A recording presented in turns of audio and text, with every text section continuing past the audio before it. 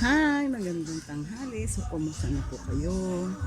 Okay po ba kayo? Ngayon po ay araw ng Sabado, October 4. So, medyo nakapahinga ako kanina. Tapos ko lang magluto ng lunch. At ngayon, andito kwentuhan tayo. Noong mga past few days po ay labas po ako ng video about po sa Omicron or ang another name po niya is SARS-CoV-2 Omicron variant ang tawag po nila B.1.15. Yan po ang sinasabi nila na nakakabahala ngayon na Omicron variant of concern. So, kumusta na po kayo? I hope you're happy. Kahit na medyo po nagwo-worry po tayo about po rito sa sinasabi nilang Omicron. So kasi po yung first videos na tinakil ko ay medyo kulang pa po at gusto ko pa pong i-share sa inyo yung iba pa pong information about this.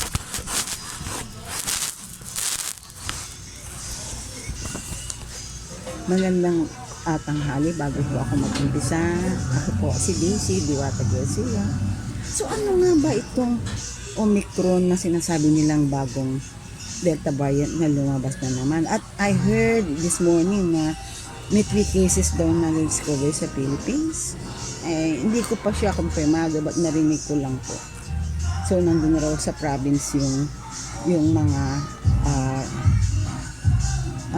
pasyente nitong bagong Omicron na Delta variant na sinasabi nila. So ano po ba itong Omicron?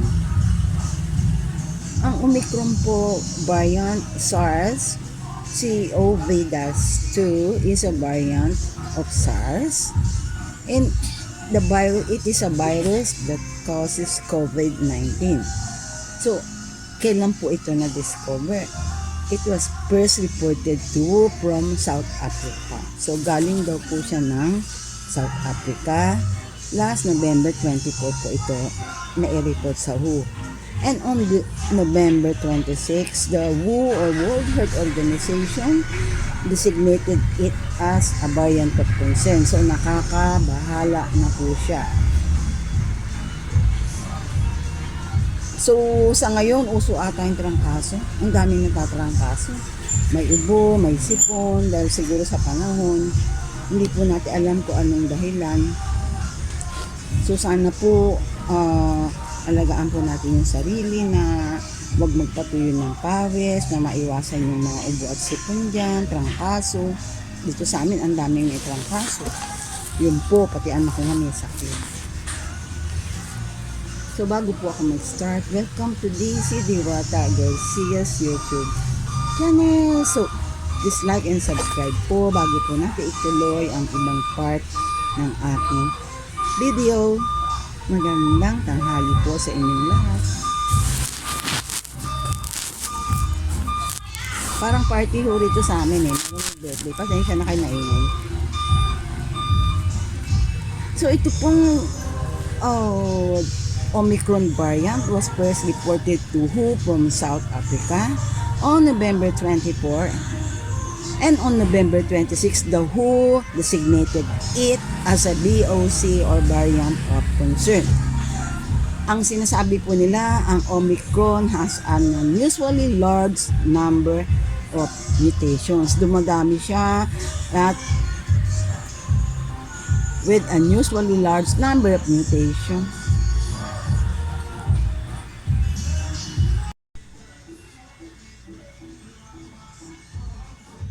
Several of which are novel and several of which affect the spike protein. Ito pa yung mga spike protein sa katawan natin targeted by most vaccines. Ito yung spike protein na being targeted by most vaccine, yung binabaksinate sa atin yan at the time of discovery. So Omicron, this level of variation has led to concerns na nagkakaroon na po ng concerns at worry ang mga tao.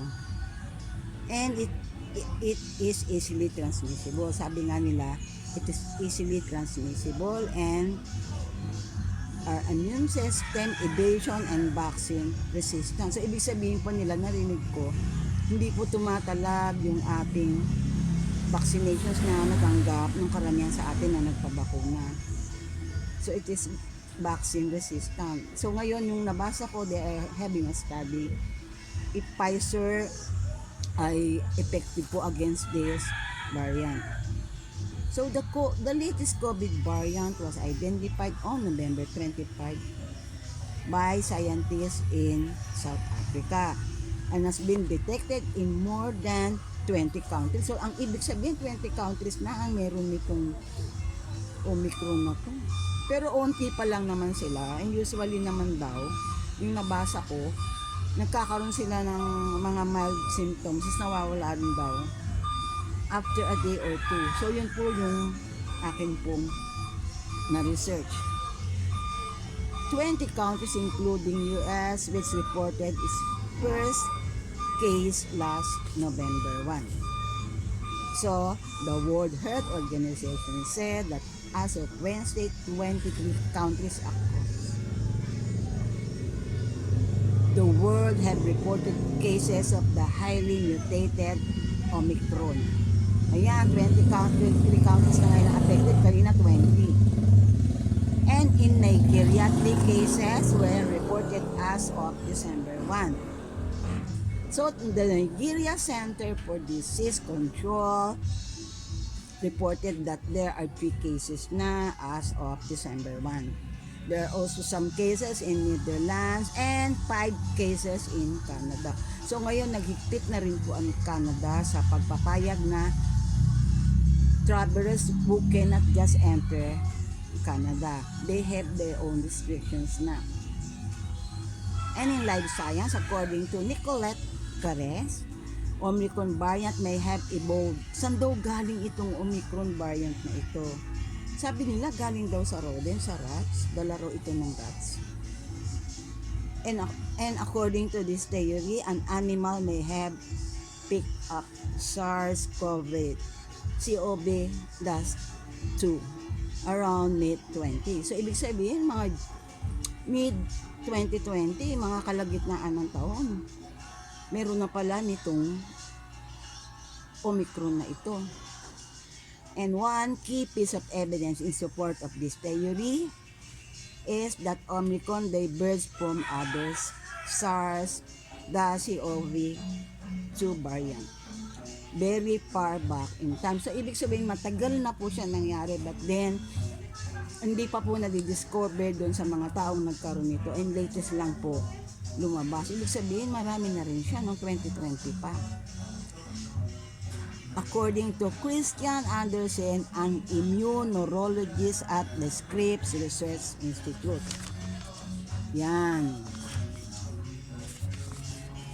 So, NPR Strad, spoke to 2 scientists. Ito pong si Trevor Bedford.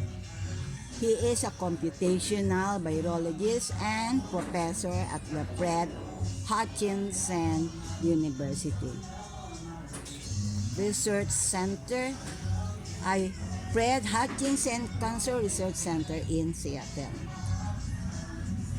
And the other scientist is Richard Leses, an infectious disease specialist at the University in South Africa. So, scientists can see as they continue to take, so kumukuha po ng samples ang dalawang scientists and the new region over time and how its particular strain starts to pick up additional often benign mutation. So sila po ang kumukuha ng sample para mapag-aralan po kung paano nag-mutate ito pong Omicron step by step until it morphs into a significantly different strain. So under observation po itong Delta variant na ito. And in hypothesis number 2, cryptic spree into an unmonitored region. Ibig sabihin, ito pong Omicron ay na-discover sa unmonitored region. Yung pong hindi masyadong namomonitor na marami pong unvaccinated sa mga ganitong places karamihan. Another possibility says, according to Bedford, is that the mid-20s strain started circulating in a location where there hasn't been a lack of monitoring. Yun nga, yung mga unmonitored na areas. Siguro ito yung mga far away places na mayroong mga marami pang unvaccinated. Perhaps somewhere in South Africa, and that would have enabled the virus to evolve under the radar. So, lumalaki na po ang cases na hindi po namomonitor. Lately lang po nalaman. Pero sa ibang far away, unmonitored areas ay meron na pong cases ng Omicron. Meron na pong mga tao na nagkakaroon itong Omicron. And eventually, by the time you get to 2021, it's picked up mutations that it became much more. So, dumami na siya, transmissible. It mutated and became much more transmissible and then kind of explodes into the area. Yun na. Bedford, but this is also say somewhat hard to believe. Sabi ng iba, hindi lang naman daw kapani-paniwala. So also Omicron is a part in particular triggers a notable signature of the PCR tests that are being conducted in a routine basis to confirm infectious. Ayan na nga. Ibig sabihin, matagal na siya nangyayari, mid-2020 pa, sa mga unmonitored areas and later lang po na-discover. Dahil na-report po sa WHO, nito lang pong November 24. This warning flag in fact is what spurred a private lab to send samples. Nung lumabas na po itong warning flag nito, ay nagsend na ng sample sa ating dalawang scientists at sa kanilang colleagues who upon sequencing and discovered them the Omicron variant. Doon na discover ang Omicron variants. And according to the scientists, revealed that the potential real origin date for the Omicron variant may have been around longer than we thought. So matagal na palang meron nitong Omicron variant at later lang na-discover dahil dumami na nga siya. Omicron, which was reported have at least 30 mutations in the spike protein and 10 mutations in the ACE2 receptor, which is part of the virus that can help the virus affect humans. Yan. And Associated Press, Desert News, Omicron variant, according to Associated Press, Omicron variant was originally discovered in Botswana, which there were reported cases among fully vaccinated people. Sa Botswana, fully vaccinated, pero nagkaroon pa rin po sila ng Omicron, which prompted worry that the variant can evade. Dito na nagkaroon yung theory that this Omicron variant can evade COVID-19 even though yung mga vaccinated na people. Unclear, this has theories of unclear impact on our society. But then, in the USA, some of the medical doctors says that teens have shown milder symptoms and cases which are asymptomatic. Hindi nila alam na meron na pala silang Omicron. And others suffers from cough, inuubo, fatigue, body and headache. Masakit ang katawan at masakit ang ulo. But then no deaths have been reported. At ang apektado pa rin po ay ang mga unvaccinated. So ayan po ang Omicron. Ang worrisome lang po is yung for the elderly who have comorbidities, yung mga nagkaroon na po ng COVID, and those who have diabetes and heart disease. So ito na po ay mga additional information po about Omicron, and ganun pa rin po.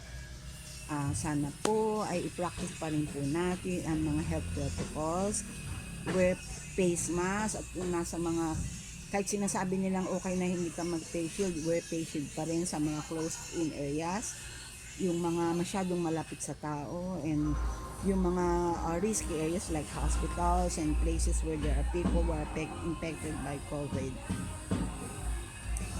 And always wash your hands and eat right food, healthy food, and take vitamins. And as always, let us always be safe and be aware of what's happening around us.